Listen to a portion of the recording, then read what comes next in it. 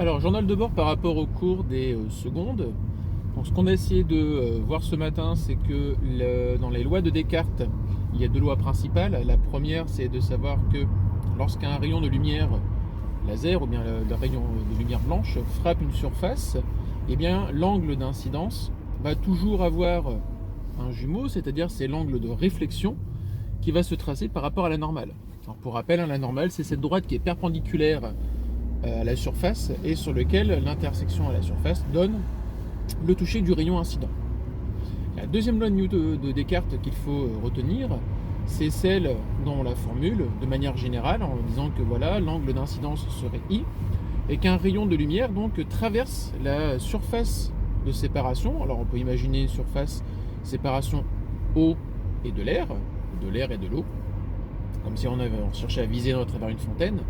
Et donc le rayon qui traverse le deuxième milieu, qui arriverait dans l'eau, forme un angle différent de l'angle incident, ce qu'on appellerait en fait l'angle réfracté, un angle R. Et donc, puisqu'on a donc deux milieux différents, on a donc ce qu'on appelle deux indices, N1 pour l'air, N2 pour le deuxième milieu, donc pour l'eau.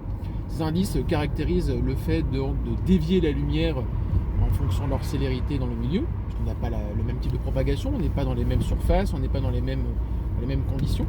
Et donc on va donc avoir cette formule de N1 sinus I est égal à N2 sinus R. Autre chose à revoir donc par rapport à la propagation de la lumière dans les milieux transparents, type l'air, l'eau, de la glycérine, des milieux dans lesquels on pourrait avoir une lumière. Les trois rayons dont on parle depuis le début de la notion, c'est-à-dire le rayon incident, le rayon réfléchi, le rayon réfracté, ces trois rayons appartiennent au même plan de propagation.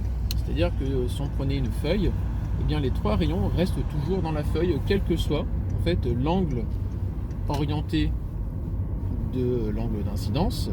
Alors voilà, tout se dessinerait finalement comme dans la main. Si j'ai le rayon incident, j'ai le rayon réfléchi, et j'aurai aussi le rayon réfracté vers le bas.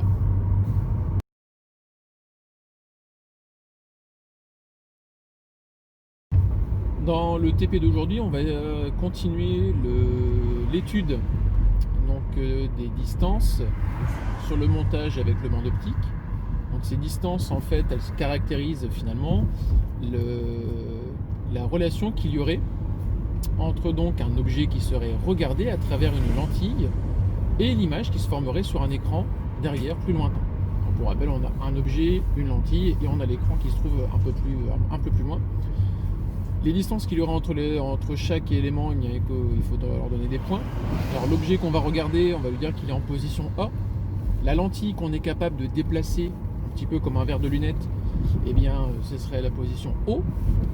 Et puisque A va donner une image à travers la lentille, on dit que l'image sur l'écran, c'est la position A'. Donc on a une relation entre AO et OA'.